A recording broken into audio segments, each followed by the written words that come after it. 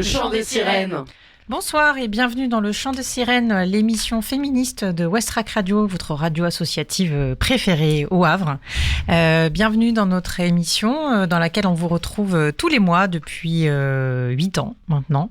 Et notre émission dans laquelle on vous parle des femmes, on vous parle de féminisme, on vous parle des luttes féministes, on vous parle des hommes qui font avancer les luttes féministes, on vous parle d'égalité, on vous parle d'amour, on vous parle aussi de nos coups de gueule, de nos coups de cœur. Voilà, on se retrouve une fois par mois autour des micros pendant 1 heure dans le chant des sirènes avec autour de la table à chaque fois des sirènes inspirées, des sirènes qui ont plein de choses à raconter, et pas toujours d'ailleurs, mais on est là en tout cas pour se retrouver et en discuter parce qu'il y a de quoi parler. Donc ce soir pour la 100 pour les quelques tiennes émission. À peu près. Autour du micro, on a donc Marie. Bonsoir Marie. Bonsoir tout le monde. Comment tu vas ? Bah ça va pas mal. Écoute, on tient comme le une coup. fin d'année. Voilà, on essaye de se motiver et d'être positif et tout ça, et positif surtout. Et voilà, ça va. Et du coup, tu nous as préparé plein de morceaux, une petite sélection musicale comme d'hab. Tout à fait, aux petits oignons. On ira un peu partout dans le monde et pas mal en local aussi. Bonsoir Marine. Mais bonsoir. Alors ça va ? Bah ça va. Bah voilà, ce soir on est un petit peu en micro libre, radio libre. Voilà. Mais je pense que j'ai bien aimé la dernière émission radio qu'on a faite. Et je me suis dit que travailler finalement, quel concept ridicule. Voilà. C'est vrai qu'au bout de 100 émissions, on essaye d'innover un peu et du coup on a décidé de moins travailler. Parce que de toute façon, depuis le 8 novembre 2024, on n'est plus payé. Et déjà qu'on était bénévoles, alors franchement, on est moins cher que gratuit. Donc on repréparera les émissions à partir de janvier. Mais bon, vous savez que de toute façon, en tant que femme, même si on dit qu'on prépare pas, en vrai, on prépare quand même. Oui. Et voilà, donc, c'est de quoi on va parler. Mais voilà, donc ce soir, il y a Marine, donc Marie. Et ce soir, il y a aussi Anne-Laure. Bonsoir Anne-Laure. Hello, comment ça va ? Ça faisait longtemps que t'étais pas venue. Oui, ça faisait très longtemps. C'est pas une critique, hein. Non, t'inquiète pas. Un reproche. C'est pas non. On est content de te retrouver. Mais oui, moi aussi, très très contente. Et puis en plus, la dernière fois, vous flottiez, comme tu disais, sur un petit nuage de légèreté avant que Trump soit élu. Exactement. Entre-temps, c'est un autre. Comment on peut appeler ça ? Une petite perle qui s'ajoute au collier de 2024. Il est lourd le collier. Ouais, il est lourd là. Ouais. On a le coup qui ploie, mais on va essayer de trouver des petites sources d'inspiration positive. Je sais pas si on va y arriver, mais on va y arriver. Bah en tout cas, ce soir, on va vous partager des choses positives, négatives. En tout cas, on va vous partager des choses qui nous tiennent à cœur, des sujets qui, pour nous, sont importants en ce moment. Et toi, Caro, qu'est-ce que tu nous as préparé alors ? Moi, je vous ai invité une femme qui va venir nous parler de son travail, qu'on recevra par téléphone tout à l'heure. Et je vous en dis pas plus, on échangera avec quelqu'un qui va venir nous parler un peu d'histoire autour des luttes féministes et lesbiennes. Parfait. Avant de commencer l'émission, enfin on la commence déjà, mais avant de plonger dans la mer du féminisme, on va écouter un premier morceau, Marie, avec un nom d'un groupe absolument imprononçable. Oui, parce que je suis très douée en langue, je me trouve toujours des groupes super. Là, on va écouter un groupe qui s'appelle Cabin Crew, Lisdoonvarna Crew. En fait, le morceau s'intitule The Spark, en français ça veut dire l'étincelle, qui a été composé par un groupe de 30 collégiens de la banlieue de Cork en Irlande, âgés entre 9 et 12 ans, dans le cadre d'une initiative du gouvernement pour promouvoir la créativité chez les adolescents. Et grâce à ce programme qui s'intitule, alors là je vais pas y arriver, Criúnanog, les écoliers. Tu cherches vraiment la difficulté. Les écoliers ont alors collaboré avec l'association Rhythm Iceland qui aide à faire découvrir le rap chez les plus jeunes. Alors les enfants ont alors écrit et composé ce tube avec un beatmaker, JMC Beats, et enregistré le morceau dans un vrai studio d'enregistrement, The Cabin Studio. Et le résultat a mi-chemin entre le rap et la drum and bass. On écoute tout de suite donc Cabin Crew, Lisdoonvarna Crew avec le morceau The Spark, et ça va balancer. Take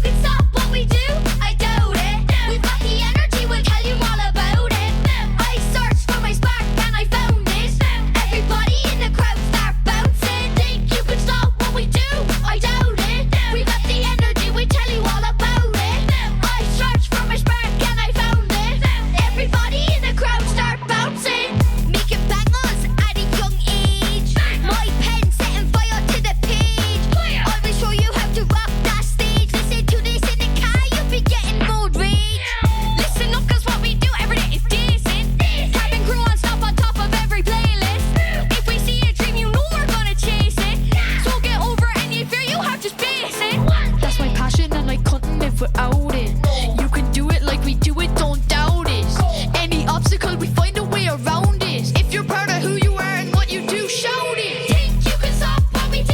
I doubt it. We've got the energy, we'll tell you all about it. I searched for my spark and I found it. Everybody in the crowd start bouncing. Think you can stop what we do? I doubt it. We got the energy, we'll tell you all about it. I searched for my spark and I found it. Everybody in the crowd start bouncing. Cruising through my town, people be like, who are they? Moving to my music, yeah, that gets me through the day. I create my own way, feeling super slay. Express my art, that's how I communicate. In my imagination, never feeling out of place. Blast off like a rocket up to outer space. Living large, reaching for the stars. Let them all know us kids are in charge. Feeling awesome anytime I rap. Thoughts blossom when I'm on a track. Spin bars, top class, Full of energy, no cap. Crew no no, rhyme islands on the map. Think you can stop what we do? I doubt it. We've got the energy, we'll tell you all about it. I searched for my spark and I found it. Everybody in the crowd start bouncing. Think you can stop what we do? I doubt it. We've got the energy, we tell you all about it. I searched for my spark and I found it. Everybody in the crowd start bouncing. Ah oui, en effet, Marie, bien choisi le morceau Lisdoonvarna Crew. C'est ça. Vous êtes toujours dans le chant des sirènes sur Westrack Radio. Ouais, c'était un peu le petit morceau pour nous donner du peps pour commencer l'émission. Exact, bien Mais vu. super Merci. chouette. Voilà. Ah ouais, vraiment. Très belle découverte comme d'habitude. Hein. Voilà, rien que pour ça, ça vaut de nous écouter un lundi par mois pour toute la sélection musicale de Marie. Oui. Ce soir, on a invité une femme à venir témoigner, alors par téléphone. Voilà, malheureusement, elle n'est pas avec nous, mais voilà, on souhaitait quand même pouvoir échanger avec elle. C'est Marine Gillis. Qui est doctorante et en histoire et membre de la commission des archives du féminisme, et voilà qu'on souhaitait interroger sur un documentaire qu'elle est en train de réaliser sur les luttes féministes et lesbiennes en Normandie. Donc bonsoir Marine, Bonsoir, est-ce Marine. que tu nous entends? Bonsoir. Ah bonsoir. Bonsoir. Tout fonctionne, c'est magnifique. Voilà, c'était le test. Eh ben, merci de te libérer un peu de temps pour venir témoigner dans notre émission. Est-ce que tu peux... Donc, j'expliquais que voilà, actuellement, tu étais en train de réaliser un documentaire sur les luttes féministes et lesbiennes en Normandie. En fait, on a découvert, enfin, en tout cas pour ma part, j'ai découvert ton existence et ton travail puisque tu as participé en septembre dernier, 2024, aux Journées du matrimoine à Pieds Nus, au Fort de Tourneville. Tu as animé une conférence gesticulée. Et donc, à cette occasion, bah, voilà, on a pris connaissance de ton travail. Est-ce que tu peux déjà nous dire quelques mots sur toi, sur ton histoire professionnelle et ce qui t'a amené à faire ce documentaire? Oui, alors je suis plus doctorante, je suis docteur. J'ai soutenu ma thèse en 2022. Félicitations. J'ai Bravo. Merci. Et j'ai travaillé sur le mouvement des femmes en Bretagne et Pays de la Loire, donc les luttes féministes et lesbiennes dans les années 1970. Et en même temps, j'ai milité au sein d'une association qui s'appelle Archives du féminisme. Et j'ai voulu relier mon travail de thèse à mon militantisme. Et donc, les témoignages que je collectais pour ma recherche, je les ai filmés et ensuite déposés dans les centres d'archives pour que d'autres puissent avoir accès à ces témoignages et s'en servir pour la recherche, pour l'histoire, pour le militantisme. Et donc j'ai filmé, j'ai appris à filmer toute seule sur le tas. J'ai adoré faire ça. J'ai fait 2 films de recherche qui ont beaucoup tourné en Bretagne et Pays de la Loire. Et puis après la thèse, je me suis lancée dans un documentaire, sur les luttes féministes et lesbiennes en Normandie. Pas que années 70, même si finalement beaucoup de personnes que j'ai rencontrées ont milité pendant ces années-là. Et comment tu es arrivée en Normandie? Qu'est-ce qui t'a amenée à la Normandie? Pour un projet que je menais avec 2 autres personnes autour de la numérisation d'une revue féministe, Le Torchon Brûle. Donc, c'est une revue qui paraissait entre 71 et 73. Et le dernier numéro a été fait par des militantes de Rouen qui étaient anonymes. Et mon travail, c'était de les retrouver pour leur faire témoigner sur la publication du journal pour que ça soit mis sur un site internet. Et elles m'ont dit qu'il y avait très peu de recherches, enfin en tout cas qu'elles n'avaient pas connaissance de recherches qui étaient faites sur les luttes féministes en Normandie, que c'était bien dommage, qu'elles venaient d'enterrer une des grandes féministes des années 70, une de leurs copines, et que elles m'ont dit après ta thèse tu t'occupes de nous. Et donc, t'as obéi, t'as suivi la voie et t'as fait des recherches en Normandie. Oui, j'étais tellement sympa. On pouvait bien leur rendre ça. Je ne connaissais pas et moi j'aime bien travailler sur une région où il y a encore peu de choses parce que j'aime explorer, j'aime découvrir, faire émerger et oui, ça m'a complètement enchantée. Alors je me suis lancée avec Rouen et puis après j'ai visité l'ensemble des départements de la Normandie. Et justement en Normandie, qu'est-ce que tu as pu découvrir comme archives existantes ou justement quel constat tu as fait un peu vis-à-vis de ça? Alors, j'ai constaté qu'au niveau université, la recherche sur les luttes féministes locales était pas développée. J'espère que ça va l'être dans les années à venir parce que les militants des années 70 elles commencent à être très âgées et qu'après, elles seront plus là pour témoigner de cette période. Au niveau des archives, il y a 2 endroits où on trouve des archives. C'est les archives départementales de Seine-Maritime, où il n'y a pas grand-chose quand même. Et surtout les archives départementales du Calvados, où là, il y a des fonds d'archives. Donc, quelques féministes ont déposé des fonds d'archives où on trouve un petit peu de tout. Mais ça reste des fonds pas volumineux. Donc, il y a un gros potentiel à faire de travail sur la mémoire des luttes normandes. Et donc, toi, tu as rencontré pas mal de féministes, alors plutôt des féministes de la première heure, hein, si je comprends bien. Oui. Oui. Qu'est-ce que tu en as retenu? Qu'est-ce que tu as eu comme témoignages un peu qui t'ont marqué? Ouais, puis d'où elles viennent, en fait. C'était quoi leur classe sociale ou d'où elles venaient, ces féministes des années 70? Alors, essentiellement des enseignantes. Donc c'est classe moyenne, quelques ouvrières.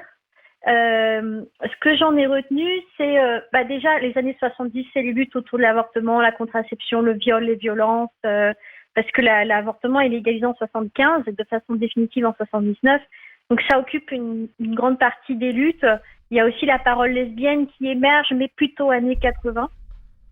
Et donc les personnes que j'ai rencontrées ont raconté plein d'anecdotes sur leur lutte et aussi des anecdotes personnelles. Elles me racontent leur vie, leurs histoires aussi d'amour. Et puis, à travers leur récit se dessine une histoire militante qui est complexe parce que la Normandie, c'est très grand. Il y a aussi une division un peu nord-sud. Il y a des départements où c'est beaucoup plus difficile de trouver des choses, où les luttes sont moins développées, plus tacites, où les choses sont plus tabous. Donc c'est une grande diversité, mais qu'on retrouve dans d'autres régions. Après, il y a des grandes villes qui occupent une place importante de rassemblement des luttes féministes. Et est-ce que, par exemple, l'impact de la guerre sur le front maritime normand, ça a, empêché le développement de ces luttes-là après, parce que c'était des moments de reconstruction. Donc, est-ce que tu vois une différence entre justement la Seine-Maritime et le Calvados vis-à-vis justement de ça, quoi? La différence que j'ai vue, c'est pas tant sur le front de mer, c'est les grandes villes et les espaces ruraux. D'accord. l'Eure et l'Orne, c'est plus difficile. Après, Rouen est une grande ville militante. Caen, surtout, j'ai eu beaucoup de témoignages à Caen. Après, il y a des personnes qui sont dispersées, mais qui venaient dans les villes pour rencontrer des personnes. Mais ça, c'est pas spécifique à la Normandie. Mais je dirais que la guerre, elle a impacté, oui.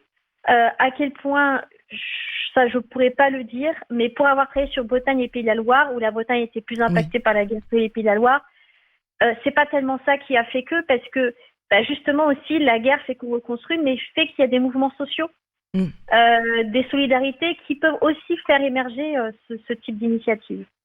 D'accord.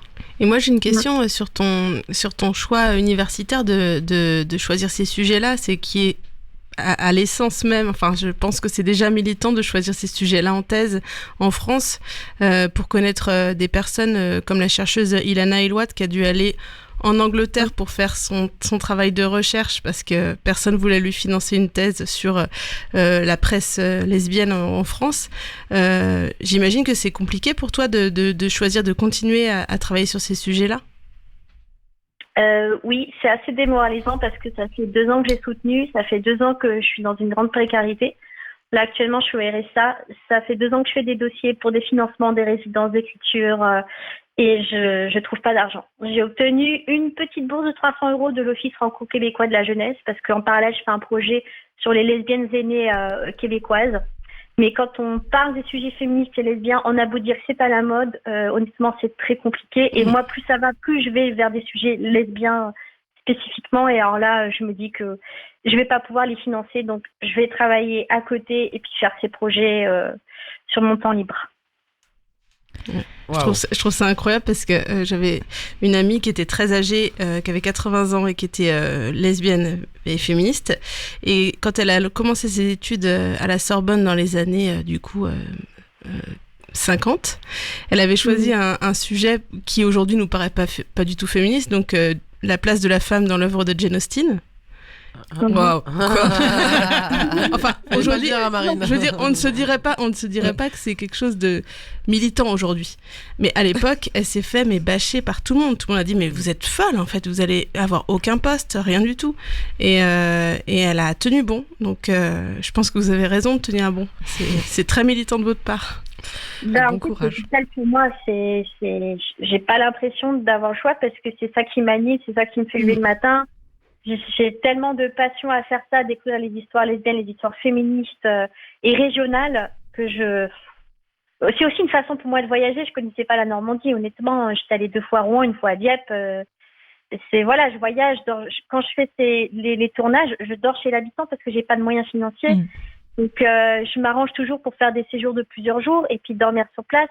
Et là, je rencontre des personnes tellement formidables que ça donne du sens vraiment à ce que je fais.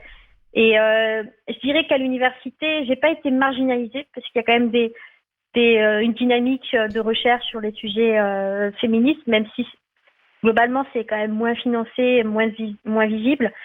Mais c'est pour l'après-thèse, quoi.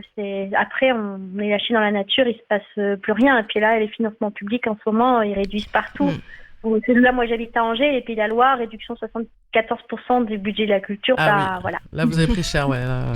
On a pris très cher, ouais. Et justement, si vous êtes à Angers, les archives féministes qui ont ouvert à la bibliothèque universitaire d'Angers, est-ce que ça change une certaine donne justement sur ces fonds-là ou pas ?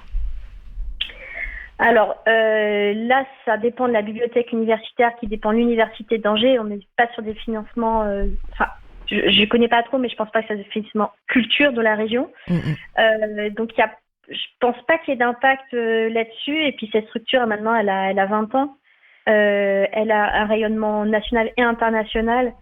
Donc, je pense qu'elle est pas prête d'être mise en danger.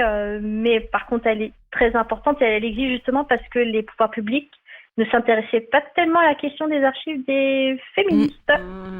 C'est bizarre. Mais ce serait quoi, du coup, justement, je pose une question un peu bête, hein, mais les enjeux de pouvoir développer ce travail d'archivage aujourd'hui pour le futur, enfin, qu'est-ce que toi, tu as envie de défendre autour de ce travail d'archivage ?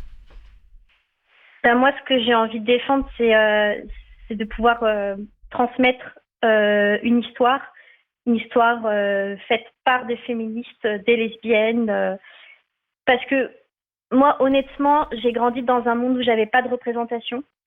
Pourtant, je suis pas vieille, mais où j'avais pas d'exemple. J'ai l'impression d'être totalement seule, déracinée, et de découvrir un monde militant, un monde de lutte pour les avancées des droits et aussi un monde lesbien.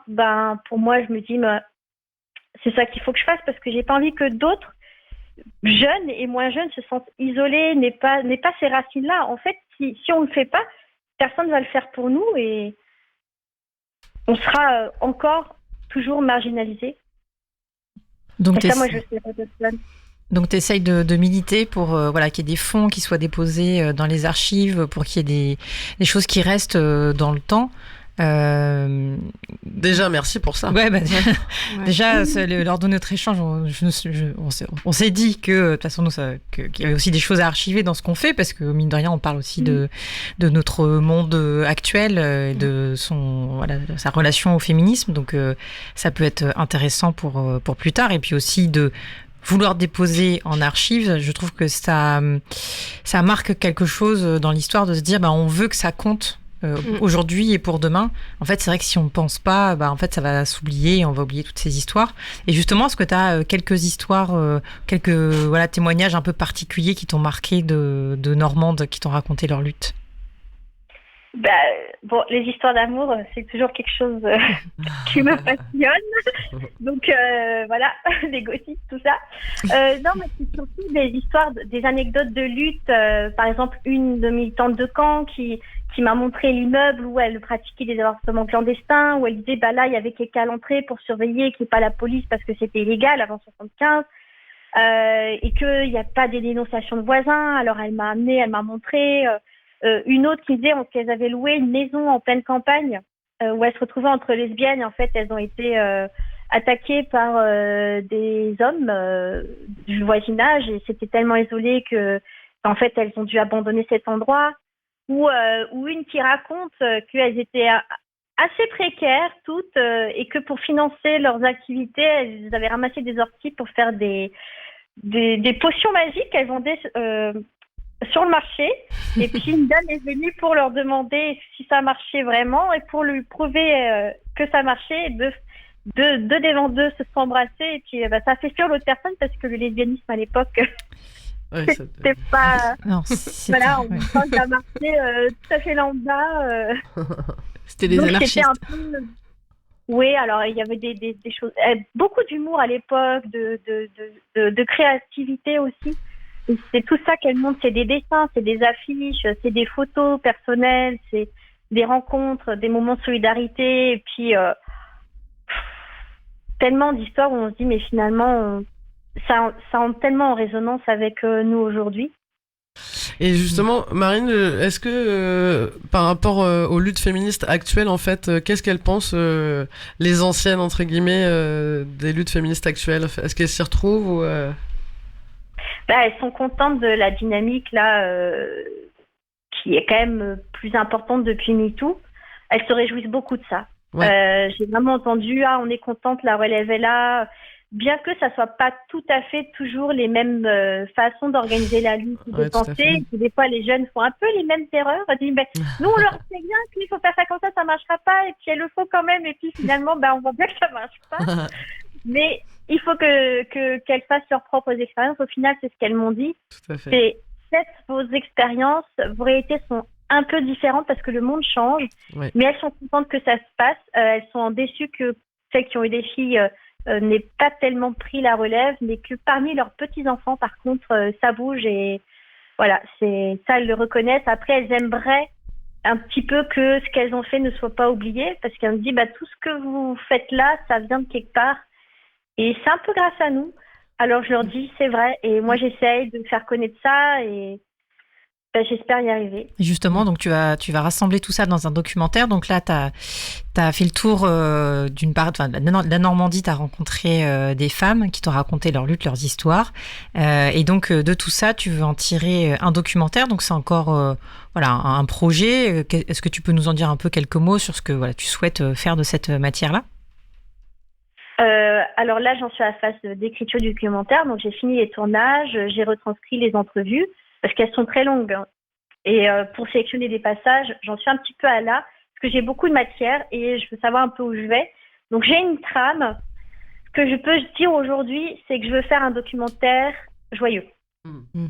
Je veux quelque chose qui soit, qui montre la Normandie vivante, riche, diverse, et je veux quelque chose de pétant, quoi. Je veux un truc pétillant. Oui, parce qu'au début, je voulais faire quelque chose d'assez historique. Puis je me suis dit, oui, mais j'aurais dû faire plus de recherches. Et finalement, j'ai rencontré tellement de personnes sympas, d'initiatives que j'ai trouvées extraordinaires que j'ai envie de montrer ça. Je veux pas quelque chose de comment dire, je sais pas, ça va pas être un tract politique. Ça va être montrer tout ce qu'elles arrivent à faire et qu'elles font bien. Et en plus, tu as même déjà la BO de ton documentaire, je crois. Oui, alors parce que j'ai filmé une répétition de chorale dans la Manche et rien que la première chanson, elle tapait dans les mains, elle tapait des pieds, c'était en rythme. Et là, en fait, j'ai eu des frissons et je me suis dit, mais moi, je veux qu'on les entende.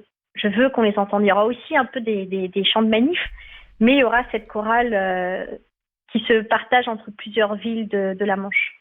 Trop bien. Bah, Bon. tu vas pas faire une petite campagne de crowdfunding ou quelque chose comme ça parce que... Ben, j'ai fait, en fait, je l'ai clôturé aujourd'hui. Ah parce que Ah mince. merde. Ah, ben, bah. ça fait 11 mois et après, Litchi prend des frais de gestion. Ah. J'ai essayé de communiquer, ça n'a pas bien marché d'ailleurs. Mais bon. Tu veux pas en lancer une deuxième sur une autre plateforme et comme ça on la relaie? Ouais. Ben, je sais pas, je vais. On s'en je vais reparle. Comme j'ai déjà lancé une qui n'a pas marché, je me dis, bah, bon, ça a marché quand même, j'ai eu 16 contributions. Voilà. Mais ça n'a pas été bien communiqué. Il n'y a pas eu, disons, dans les militantes que j'ai rencontrées, vraiment de relais.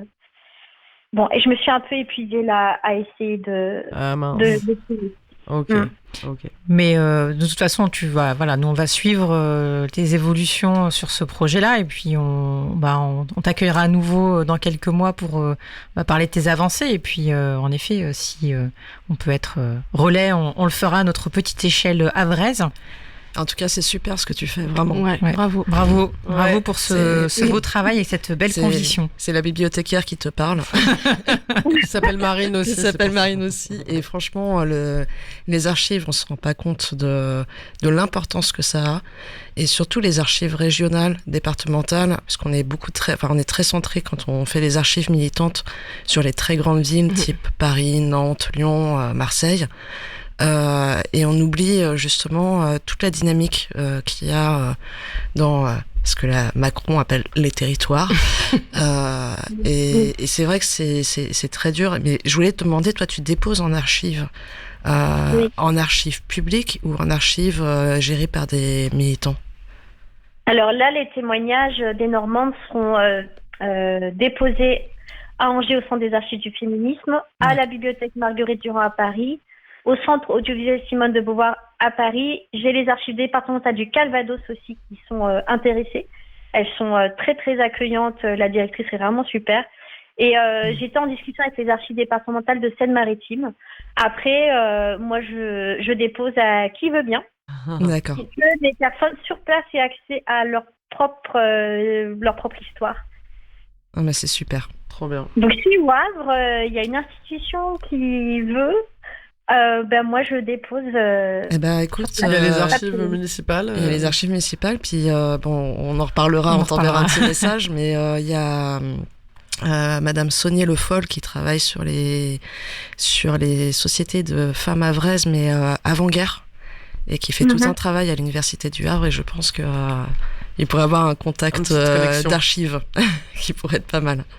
Mais on en parlera Voilà. après. Ouais, on va rester en contact, je pense. Merci beaucoup, Marine, pour ton témoignage et merci à et bravo pour Et tout merci ton pour ton travail. travail. Ouais. Bravo.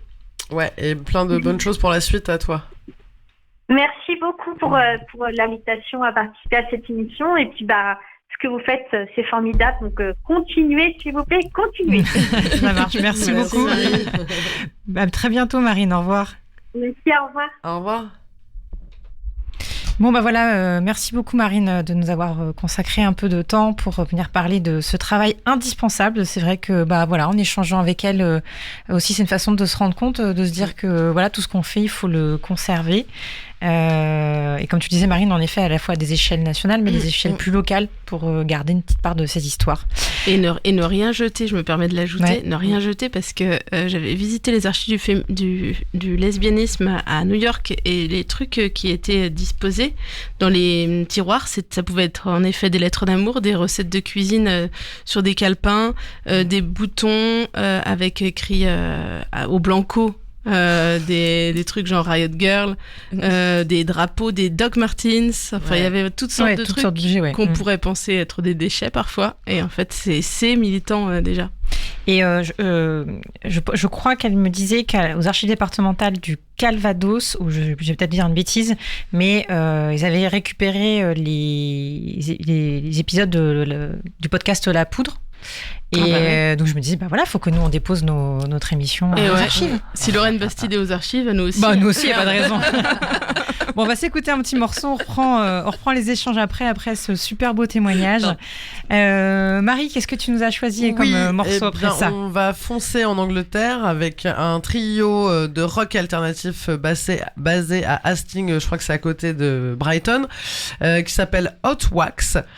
Donc c'est des jeunes, ils ont 18 ans, ils sont passionnés de musique de grunge et ils portent le nom en fait d'une pédale d'overdrive méconnue, mais qui crée des hymnes alt-rock, donc alternative rock, des années 90 pour la génération Z. Donc Hot Wax est considéré comme l'un des nouveaux groupes les plus excitants du Royaume-Uni. Ils vont sortir leur premier album Hot Shock en mars 2025 et on écoute tout de suite le morceau Drop de Hot Wax.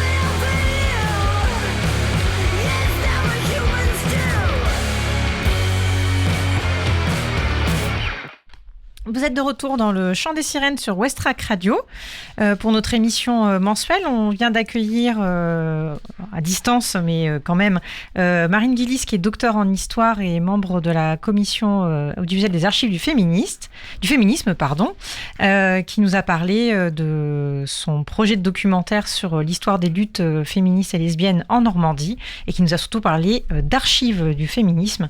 Et voilà, c'était super intéressant et une belle dynamique, un beau projet. Gros soutien. Gros soutien pour toi, Marine. Voilà, pour toi, Marine. On va suivre tout ça et puis si on pourra en être relais et participer à tout ça, on le fera plus que volontiers. Qu'est-ce que ça vous inspire, les sirènes ? Moi, ça m'inspire beaucoup de choses. Je me dis qu'elle est vraiment trop forte, cette Marine. Il faudrait qu'on soit tous un peu comme elle. Non, franchement, je trouve ça remarquable sur de se lancer comme ça dans les recherches. Et d'un côté, ça me rend triste parce que c'est des choses qui devraient être, financées par justement les pouvoirs publics. C'est aussi à ça que ça sert l'argent public. Mais force à toi, Marine, parce que C'est gros boulot. C'est gros boulot. Ah Et puis ouais, un peu de joie, c'est cool aussi. Et j'espère qu'on pourra te voir rapidement sur les écrans. Hâte de découvrir les Ouais. témoignages. Est-ce que vous avez des choses à nous partager cette semaine, les sirènes? Des choses positives, Anne-Laure. T'avais envie de partager du Ouais, positif. j'avais un truc, c'est dur de trouver des bonnes nouvelles, mais là, j'ai fait un reportage qui m'a rempli de bonheur et qui se passe au Havre, à Cocrioville. J'ai visité une tour qui est très connue, qui s'appelle la Tour Réservoir, puisque c'est une tour surmontée d'un château d'eau. Enfin, je ne savais pas si vous connaissiez. C'est une immense bâtisse qu'on voit quand même vraiment de loin et qui symbolise un peu toutes les erreurs qui ont été commises sur la ghettoisation, sur comment on enferme des gens, en fait, on les empêche de circuler, on les empêche de se rencontrer dans leur lieu d'habitation, dans leur quartier, des cités dortoirs, quoi. Et là, l'OGEO va complètement repenser l'espace avec les habitants, c'est-à-dire que les habitants ont pu choisir quel type de logement ils voudraient plus tard, comment ils seraient structurés. Au lieu d'avoir que des T3 et des T4 uniformes, il va y avoir du co-living, de la colocation, des T1, des T8, tout ça mélangé. Et surtout, au rez-de-chaussée, il va y avoir un gigantesque access. Un coworking, un espèce de coworking. Le coworking qui existe en centre-ville et qu'on adore, certaines d'entre nous, on adore s'y retrouver. Et bien là, ça va être un access de 1000 mètres carrés. Un espace de coworking gratuit. Gratuit, avec un café. Et il va même y avoir un studio pour la musique, pour l'image, un Fab Lab. Des salles de réunion et une salle d'expo. Et l'idée, c'est vraiment que tout le monde puisse profiter de cet espace, les habitants de la tour et les habitants du quartier. Donc ça va être super. Et là où j'en viens au côté féministe, c'est vraiment qu'il va y avoir une conciergerie 24 heures sur 24 qui a été pensée pour les cas de violence conjugale. C'est-à-dire que si quelqu'un est victime de violence conjugale dans son appartement, elle pourra buzzer en fait sur son téléphone directement, et quelqu'un sera en 3 minutes devant sa porte pour intervenir. Et ça a été pensé contre les violences intrafamiliales, je trouve. Donc ça vaut pour les couples et ça vaut pour les enfants aussi. Et je trouve que c'est un peu cool de voir que les choses peuvent changer. C'était une bonne nouvelle. Ouais, c'est un beau projet. Et ouais, c'est cool. Et puis bon, bref, voilà. Une belle concertation. Ouais, parce que ça change de. Non, j'ai pas. Mais justement, on peut parler aussi de. Non, mais j'allais dire du mal de la police, alors que. Not all cops, mais ça change d'appeler les policiers pour ses voisines et de se retrouver avec une patrouille qui arrive avec une demi-heure de retard, les mains dans les poches, et qui dit finalement c'est une petite dispute, vous allez vous réconcilier. Donc je trouve ça bien que ça se passe comme ça. Tu vois, j'arrive pas à être positive jusqu'au bout, c'est terrible. C'est vrai que là, chercher des nouvelles positives, on a toujours un peu de mal, mais là, c'est encore plus difficile en ce moment, surtout quand ça concerne les femmes, le droit des femmes. Mais c'est une bonne initiative. Oui, tout à fait. Bon, ça, on applaudit. Non, moi, c'était pas une nouvelle positive, mais c'était un sujet intéressant. Surprenant. C'était donc c'est en fait une journaliste, Judith Duportail, qui a fait une enquête sur le secret de l'algorithme Tinder. Ah bah oui. Oh. Et moi très naïvement, j'ai découvert que sur Tinder nous avons toutes et tous un score de désirabilité. C'est pas facile à dire. Que en fait Tinder nous attribue un Hello Score. L'algorithme, du coup, l'intelligence artificielle te... l'algorithme On te dit Tinder. si c'est un bon produit, quoi. Exactement. En fait, il va se connecter à toutes tes données personnelles. Donc, il va récupérer des données personnelles publiées notamment sur les réseaux sociaux, et notamment, beaucoup Facebook, et puis tous les autres réseaux sociaux. Il va aller regarder les likes, les commentaires, les pages aimées, etc. Pour te donner un score de désirabilité, essayer de déduire avec la façon dont tu parles, ton niveau de diplôme, ton niveau de revenu, de tout ça. Et donc ça, c'est Julie Duportail qui le raconte, parce que du coup, elle a fait une demande elle a demandé à Tinder son Hello Score, donc son score de désirabilité, donc ils ne lui ont pas communiqué. Par contre, dans le cadre de RGPD, ils lui ont communiqué l'ensemble de ses données personnelles qui faisait 800 pages. donc tout ce qu'ils avaient pu collecter sur elle à travers l'ensemble des réseaux. Et du coup, c'est tout ça qui permet de donner sa note. Et donc, plus elle va matcher avec des personnes qui ont un taux de désirabilité élevé, plus ça va faire monter sa note. Et inversement. Black Mirror. C'est l'enfer. Donc en fait, c'est-à-dire que, en vrai, enfin, c'est bien évidemment, c'est l'algorithme, c'est comme ça que fonctionnent à peu près toutes les applications aujourd'hui. Donc il y a rien de surprenant. Le truc, c'est qu'en fait, ça reproduit la masculinité toxique du quotidien par l'algorithme, et que en fait voilà, on peut pas aller tellement contre ça. Donc voilà, c'était une découverte. Alors c'est pas une positif, mais non, mais en tout cas, enfin j'ai à la fois j'étais surprise et pas tant que ça, parce que bien évidemment toutes ces applications se reposent sur nos données personnelles. Voilà, quand c'est gratuit, c'est toi le produit, c'est pas nouveau. Mais d'aller jusqu'à ce niveau-là, je n'aurais pas pensé. Et en tout cas, voilà, elle a mené ce travail. Donc c'est Judith Duportail, une journaliste. Mère solo, par ailleurs, de jumeaux. Voilà, je me doutais que tu la connaissais. J'ai envie de dire, waouh. Qui d'ailleurs aussi est autrice d'une newsletter féministe qui s'appelle Rebelle. Et c'est un témoignage qu'on peut retrouver dans le dictionnaire amoureux du journalisme, que tu dois connaître, alors j'imagine.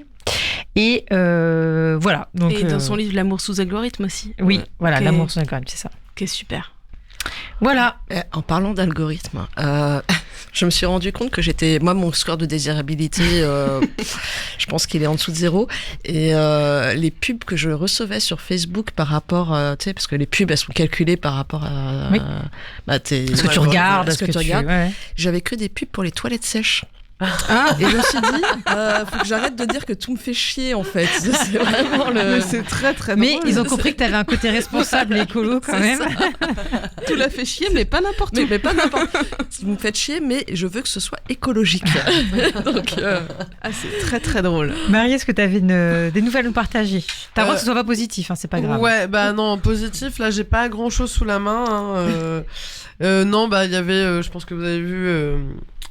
Pas le fait divers, mais les femmes qui se sont fait viser par des tirs de mortier début novembre, en fait, dans un bar de Paris. Donc c'est des femmes, en fait, qui participaient à une soirée exclusivement féminine, en fait, juste pour faire la fête. Et elles ont été prises pour cible par des mecs qui ont tiré donc des feux d'artifice sur elles. Voilà, donc c'est littéralement un attentat par des mecs parce que des meufs font la fête entre elles. Voilà. Et c'est pas très on va positif. continuer à faire la fête. Peut-être on va écrire une lettre au Père Noël. Peut-être il pourra nous sauver. À la mère Noël. À la mère Noël. On va écouter un morceau pour faire la fête. Voilà, on va écouter un petit morceau. Je suis sûre que t'as un morceau pour faire la fête. Tout à fait. En plus, ça tombe très bien. C'est un morceau de Compromat qu'on va écouter. Ah ouais. Parce que Compromat est de retour. Hein, le duo formé par Vitalik et Rebecca Warrior. Donc Vitalik, c'est un producteur en perpétuelle réinvention qui est capable de mélanger de la techno, du rock, du disco, de la pop et du punk. Et puis Rebecca Warrior, qui est talentueuse et charismatique chanteuse de Sexy Sushi, Mansfield Tia. Et nantaise. Charismatique. Et bref, tous les deux forment le duo Compromat qui navigue entre électro, body music, cold wave, new wave et techno radical. Et on va écouter un morceau de leur prochain album qui sortira en janvier 2025 qui s'appelle Lift Me Up.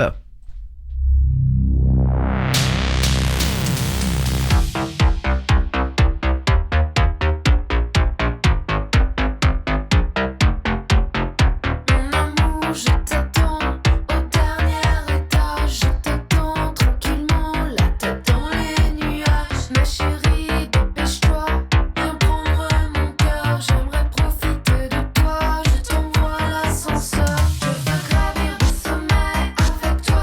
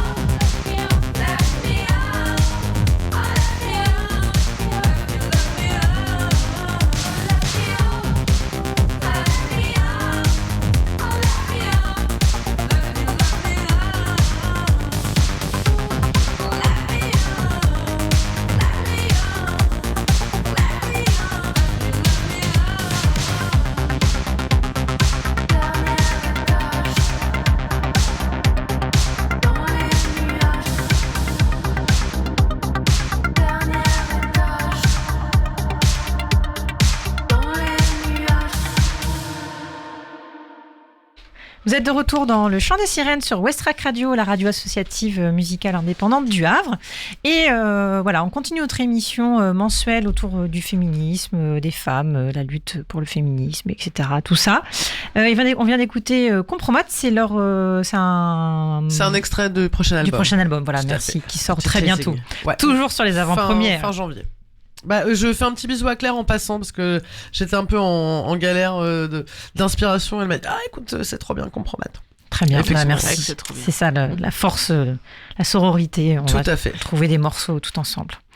Voilà, ce soir, on a reçu Marine Gillis, qui est docteure en histoire, qui travaille sur la question des archives des luttes féministes. Et puis, voilà, on échangeait hors antenne, comme on dit dans le milieu. En off. Sur aussi les choses un peu en ce moment qui nous inspirent. Et je voulais parler, qui nous inspirent en tout cas, qui font du bien. Je voulais parler de Violette d'Orange, qui est une navigatrice de 23 ans qui fait actuellement le Vendée Globe. Alors c'est vrai qu'en général, j'aime pas trop donner les âges des gens comme si ça les définissait. 23 ans, oui.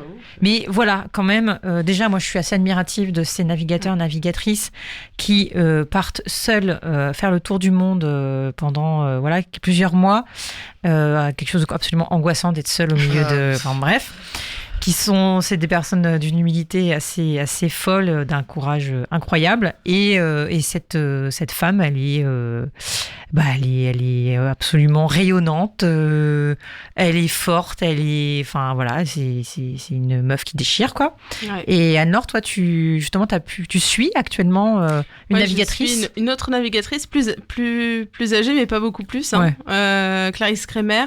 Et elle est incroyable, tout aussi incroyable que Violette et que tous les autres navigateurs. Moi, ce qui me rend dingue, c'est qu'elle disait qu'à partir de 3-4 semaines en mer sans assistance, donc où quand même tu es déconnecté du continent, même si tu peux faire des posts Instagram même au plein milieu de l'Atlantique, c'est ce que quand même fou.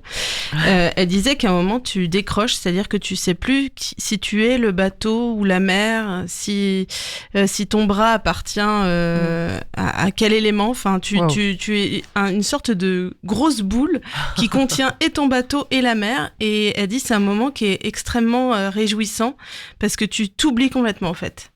Et ça, je trouve que c'est fou. Et elle me racontait aussi que ils ont eu un moment de gros calme. Je sais pas si tu te souviens, Caroline, juste avant de passer l'équateur, ils ont eu plusieurs jours aucun vent. Et elle disait mais c'est fou. Je me suis dit peut-être qu'il faudrait que je fasse de la voile de plaisance. Parce que ça doit être quand même sympa de regarder les coucher du soleil. Ouais, parce qu'on parlait de ça, parce que je disais, ça, en ce moment, ça fait, moi en tout cas, ça me fait un bien fou de les suivre, de suivre leurs aventures à distance. Je sais pas pourquoi ça me fascine autant, mais ça me fait beaucoup de bien au moral. Parce qu'on se déconnecte du continent aussi, je pense. Ouais. Puis de voir cette force, ce courage. Puis c'est des gens simples. Après, c'est pas simple ce qu'ils font, mais voilà. C'est des marins, quoi. Voilà. Ils ont l'esprit, particulier. Ah non, c'est sûr que vous êtes autrement particulier. monté que le nôtre. Ouais. Anne-Laure, tu voulais nous parler ce soir d'émotions, justement. Oui, je voulais vous parler d'émotions parce qu'il y a 2 bouquins qui sont sortis récemment. L'un que vous avez peut-être vu passer, Résister à la culpabilisation de Mona Chollet. Qui est vraiment très très bien. Et un autre qui va sortir en janvier, La fabrique de la honte, enquête sur une émotion qui enferme les femmes. Et en fait, je me suis dit, tiens, c'est fou, on parle enfin de comment on a fabriqué des émotions contre nous, en fait. Voilà, donc j'ai élaboré une petite chronique autour de ça. Ça part de loin, mais vous allez comprendre le lien après. Quand j'étais petite, j'étais boulimique d'un sujet, celui des droits civiques aux États-Unis. J'avais un poster de Martin Luther King et Malcolm X dans ma chambre. Je vénérais Rosa Parks. J'avais lu La case de l'oncle Tom sans en comprendre la teneur problématique en CM1. Et quand Amistad est sorti la même année que Titanic, quand même, j'avais été soufflée par le dégoût. En 4e, j'avalais les 500 pages de Racine. Au lycée, je découvrais Chien blanc de Romain Gary et Soula de Toni Morrison. Et c'est là où j'ai découvert Dans la peau d'un noir de John Howard Griffin. Avez-vous lu ce livre ? Pas du tout. Non. Alors, John Howard Griffin, c'était un journaliste américain qui, dans les années 60, après avoir couvert la guerre en Europe et la libération des camps, avait décidé de vivre dans sa peau la ségrégation à l'intérieur. Donc, il a subi un traitement pour avoir la peau qui brunit. Il s'était coupé les cheveux et il avait donc la peau noire. C'était pas un blackface, hein, il s'était fait... Enfin bref. Du coup, il avait vraiment vécu ce que c'était que la ségrégation de l'intérieur. Il avait été extrêmement choqué. Il avait découvert un sentiment qui s'appelait la peur continue. Il avait toujours peur. Il se levait le matin, il avait peur de se prendre des torgnoles par la police, du Ku Klux Klan. Il avait peur de tout. Peur d'avoir soif en ville parce qu'il faudrait marcher 2 blocs pour avoir accès à un robinet possible pour les Noirs. Enfin bref. Et il avait beaucoup témoigné sur ce sentiment qu'il avait découvert, la peur. Et voilà, moi, ça m'avait beaucoup touchée à l'époque. Je m'étais dit, tous les moyens sont bons pour que les Blancs comprennent enfin ce qu'ils ont fait et le sentent dans leur chair aussi à travers ce témoignage du journaliste. Mais est-ce qu'on peut vraiment ressentir des émotions qui n'ont pas été créées contre soi ? C'est ça ma question et ma réflexion là tout de suite. D'accord, le journaliste a appris à ressentir la peur des Noirs, mais ce qu'il a ressenti, c'est autre chose, bien sûr, puisqu'il est blanc. Et donc, dans un autre sens, que faudra-t-il aux hommes pour comprendre ce que c'est qu'être une femme ? C'est ma grande question. Est-ce que, enfin, en tout cas, c'est certainement pas se mettre du rouge à lèvres le 8 mars, comme l'ont fait en 2016 les députés, dont Denis Baupin, ni en tentant la même expérience que John Howard Griffin, comme un journaliste l'a fait en 2019, une expérience qu'il avait dit terrifiante. Il s'était habillé en femme, il avait déambulé dans les rues de Paris, il avait subi du harcèlement de rue, il avait dit « C'est terrifiant d'être une femme ». Alors, je me dis quand même que les choses ont peut-être changé. Ces 2 livres-là, Résister à la culpabilisation et La fabrique de la honte, sont voués en fait à être lus par des hommes. Ils sont censés comprendre qu'en fait, on vit avec des émotions, on vit avec une fabrique de la honte et de la culpabilisation depuis qu'on est dans le ventre de nos mères, ce qui est quand même un truc de fou. Mais malheureusement, vous me voyez venir rapidement, ces livres écrits par des femmes sont lus par des femmes. Même si, et d'ailleurs c'est devenu un mème, certains hommes se targuent de lire Mona Chollet pour draguer et continuer d'être des connards. Et il y a même Mona Chollet qui a partagé un mème en disant il lit Mona Chollet mais il ferme jamais sa gueule. Ouais, j'adore. Peut-être ça peut être un beau cadeau de Noël. Mais complètement. Donc voilà, moi j'ai adoré ces livres, j'ai appris des trucs et ça a confirmé des choses que j'ai déjà vécues. En fait, je pense qu'on n'apprend rien en tant que femme, mais ça fait du bien de le lire noir sur blanc, que ah ouais, c'est vrai. On culpabilise tout le temps et qu'on a toutes dominé par une petite voix qui nous dit « Tu fais de la merde, t'es pas au bon endroit, dis donc, t'as encore agi avec flemme, qu'est-ce qui te prend de t'habiller comme une pute ?» Ce genre de trucs, ça nous quand même touche quotidiennement. Mais malheureusement, j'ai bien peur que John Howard Griffin, l'expérience ne marche pas et que les hommes continuent de déambuler tranquillement sans honte ni culpabilisation. Et d'ailleurs, je parlais avec une copine qui me disait ça doit faire quoi d'être 3 minutes dans la tête d'Emmanuel Macron? Oh là non. Tu n'as aucun doute, aucun problème de légitimité, tu t'en fous de tout, aucune culpabilité. Ça doit être dingue. Je sais pas ce que vous en pensez. J'aimerais pas être à sa place, mais j'avoue que c'est un peu tentant quand même ce côté-là. Ouais, un petit peu. Ah, j'avoue que j'aimerais bien avancer comme un brise-glace. Ouais, c'est ça. J'aimerais bien savoir. Mais c'est assez marrant le coup de la peur. Les hommes ont peur, et alors que moi, la peur, c'est pas un sentiment dominant en fait. Et c'est vrai que c'est plutôt eux qui se disent « Oh mon Dieu, on n'a jamais été dans cette situation. » Et du coup, on a peur.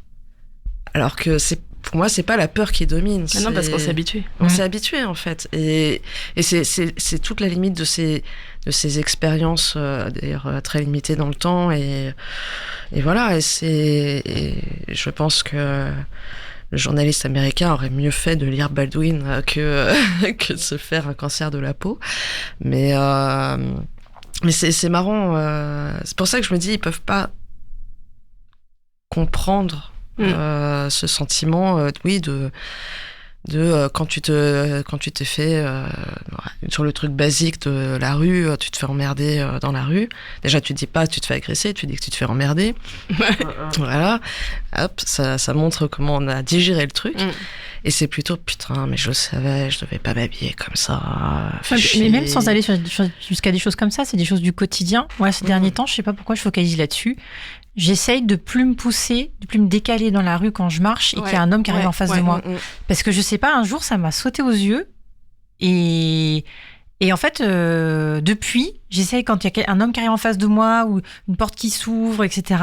Et de foncer en fait, foncer, de pas m'arrêter. Ah pardon, allez-y, passez, génial. d'anticiper le truc. Alors j'y arrive pas tout le temps, mais il y a quelques fois où en fait, ça m'a fait une petite victoire interne de me dire ah c'est bon, j'ai fait, en fait j'ai pas regardé quoi, j'ai foncé, j'ai pas regardé, je me suis pas préoccupée de l'autre. Voilà. Ouais. Avant d'aller jusqu'à ces questions non, mais c'est- d'harcèlement, de violence, juste ce truc de c'est tellement ancré qu'en fait Ouais. on s'excuse, on se sent pas On négocie pas capable. notre salaire. Voilà, exactement. Par exemple. Eh ben merci Anne-Laure pour ces partages De rien. de lecture à l'approche de Noël. En effet, ce sont des bons cadeaux à faire. Alors après, pas les faire à tout le monde ces cadeaux-là. Non, c'est pas- Il y a Euh, plein d'hommes qui mais- pourront être contents de le poster sur Instagram. voilà, exactement. Pour choper sur Tinder après. C'est ça augmente votre désirabilité. Ouais. Oh, la boucle est Ouais. bouclée. C'est Ouais, vrai. ouais. Mais offrez Mona Chollet à Noël. Offrez aussi Journal de bord de Gaza Voilà. de Rami Abou Jamous qui vient de sortir aux éditions Libertalia dans la collection Orient 21. Et puis merde, hein, on fait des cadeaux où on met un peu le nez dans le caca de tout le monde. Et on passera des meilleures fêtes. Tout à fait. Voilà. Tout à fait. Et justement, Marine, tu tenais absolument, tu tenais à, voilà, Je tenais absolument. absolument, non, mais tu tenais à pouvoir, parler de. Ouais. Alors, juste tout à l'heure, on disait, il n'y a pas de bonnes nouvelles. Si, elle a duré 10 minutes, mais voilà. Bachar al-Assad, Oui. C'est vrai. il est out. Ouais. Euh, Ça, c'est quand même. c'est quand même super dégage. bien. Voilà, il dégage. C'est quand même la plus vieille dictature du Proche-Orient qui vient de s'arrêter. Parce que la famille Assad, ça n'a pas commencé en 2011. Parce que tout le monde a l'air de considérer que la Syrie, ça date que de 2011. Et c'était pas soulevé pour rien, justement, il y a 13 ans, qui a été un soulèvement qui a été réprimé dans le sang. Donc, Bachar, il dégage. Donc, ça fait plaisir 10 minutes parce qu'après, il y a forcément les vautours autour qui Faut pas laisser faire.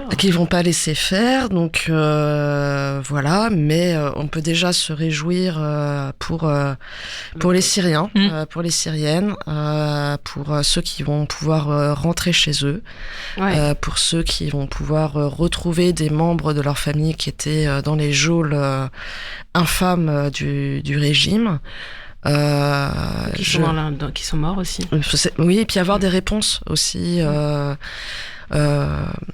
Je vais pas parler de politique ou quoi que ce soit, mais je suis extrêmement, ravie que HTS ou HTC ait fait qui est à la tête. Donc, l'armée en fait, rebelle, l'armée, le ouais, enfin, groupement rebelle. à la tête de la coalition rebelle, Ouais. parce que c'est plus une coalition ouais. que tout seul HTC. Mais de dire on ne touche pas aux bâtiments publics, on ne touche pas aux archives, et que les gens puissent avoir des réponses. On revient sur le terme de l'archive, mais c'est quand même quelque chose de très très Ah oui. important. Là, je voyais hier les registres de la prison, justement à côté de Damas, Sednaoua, qui est la prison rouge, qui est vraiment les geôles de la Syrie où les gens ont été enfermés. Je sais pas si on se rend bien compte, et on le découvre au fur et à mesure. Il y avait eu des témoignages déjà de ce qui se passait dans ces prisons-là. C'était déjà extrêmement dur à lire, je vais pas le dire ce soir. Mais là, quand ils ont libéré les prisons hier, les départements de femmes, les départements d'hommes, il y a des prisons sous la prison, sous plusieurs étages. Et ils ont été obligés de creuser et d'ouvrir pour pouvoir libérer les gens. Donc les gens étaient littéralement là, actuellement, enterrés vivants dans cette prison-là. En plus, ils devaient faire vite parce qu'il n'y avait plus le système d'aération qui fonctionnait. Enfin, vraiment, c'est... Et bref, ils montraient les registres. Donc les gens qui attendent des réponses depuis 10 ans, des fois plus, parce qu'ils ont, là, ils ont libéré des gens qui étaient enfermés depuis 98 dans les prisons. Il y a même quelqu'un qui disait assez justement, il y avait un rebelle révolutionnaire qui le filmait avec le téléphone en disant qu'est-ce que tu penses de tout ça. Et le mec, il est Comprends dans les rien. prisons depuis 98. Enfin, il sait même pas ce que le gars a dans la main, Ouais, en bah, fait. c'est Donc voilà, donc avoir toutes ces réponses-là, c'est vrai que hier, j'ai été aussi très... faut voir les réponses, mais le bâtiment des passeports et de l'immigration a été bombardé hier à Damas. Je ne sais pas si c'est par Israël ou par un autre pays, mais voilà, il faut que les archives existent pour avoir un moment une justice qui puisse se faire. Parce que la paix ne se fait pas sans justice. Et c'est pour ça que je parle aussi de Gaza, parce que là, on parle beaucoup de la libération de la Syrie. N'oublions pas ce qui se passe actuellement à Gaza, qui a tendance à disparaître. Il y a le rapport d'Amnesty quand même qui est sorti. Il y a le rapport d'Amnesty qui est sorti, mais il y avait aussi un rapport de Human Rights Watch qui était sorti quelques mois auparavant, qui disait la même chose qu'Amnesty. Donc j'ai pas envie que les choses elles se remettent encore sous le tapis. Le nord de Gaza, excuse-moi, je plombe. Je suis désolée, mais Non, mais c'est bien, tu expliques aussi des choses qui ne sont pas toujours très audibles pour tout le monde. Donc, le nord de Gaza est vraiment en train d'être annihilé. Il y a pas d'autres mots. Et il faut qu'on n'oublie pas ce qui se passe là-bas. Donc j'aimerais bien que les rédactions françaises fassent leur taf. Et du coup, en honneur aussi à Marine Vlahovic, qui avait suivi tout ça, qui est décédée il y a pas très longtemps, qui est décédée il y a 2 semaines, et qui avait arrêté, cette année n'avait pas renouvelé sa carte de presse, justement à cause du traitement fait sur Gaza. Voilà. Donc, essayons d'être aussi dignes que les gens qui se libèrent par eux-mêmes. Et écoutez Marine Vlahovic. Et écoutez-la sur Arte Radio, journal c'est carnet de correspondants, et le dernier était consacré à Gaza, justement. Est-ce que tu veux qu'on écoute le petit morceau que tu as suggéré? Ouais, je voulais suggérer Saint-Levant, From Gaza with Love, une chanson en 3 langues. On écoute.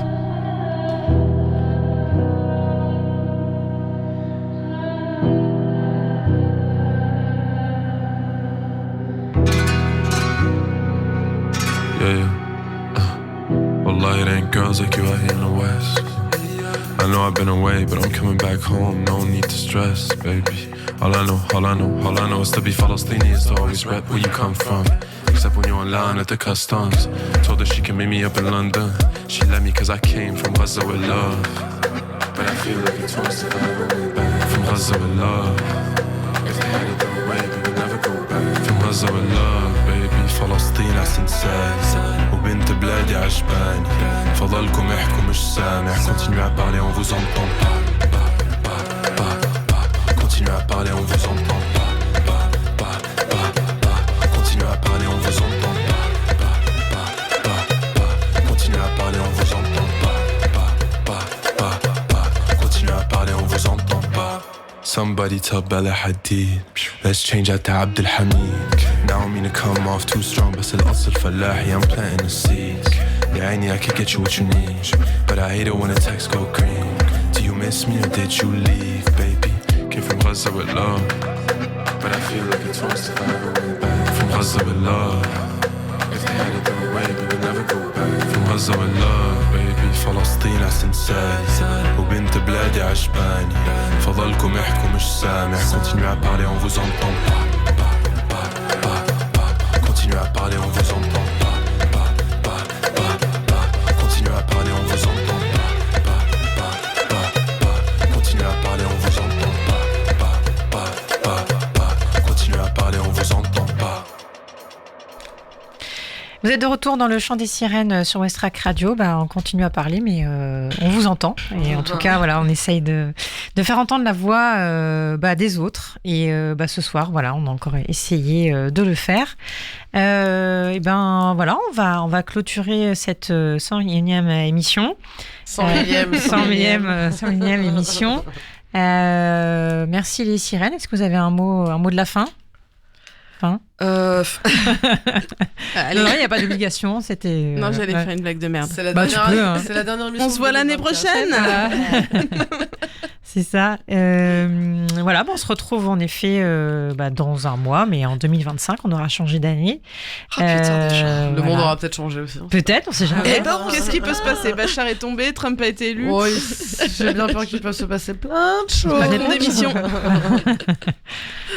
Oh, ouais, j'ai trouvé ça incroyable que cette fin d'année, quand même, elle se termine. Je sais pas si vous avez vu à Notre-Dame, le même épisode que dans Game of Thrones.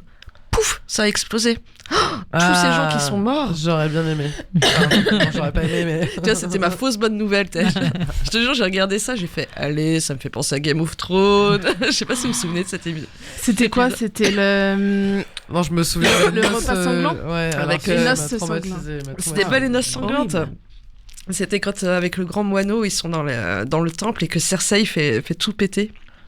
Je sais pas si vous vous souvenez. Ah, je me me souviens pas. non plus.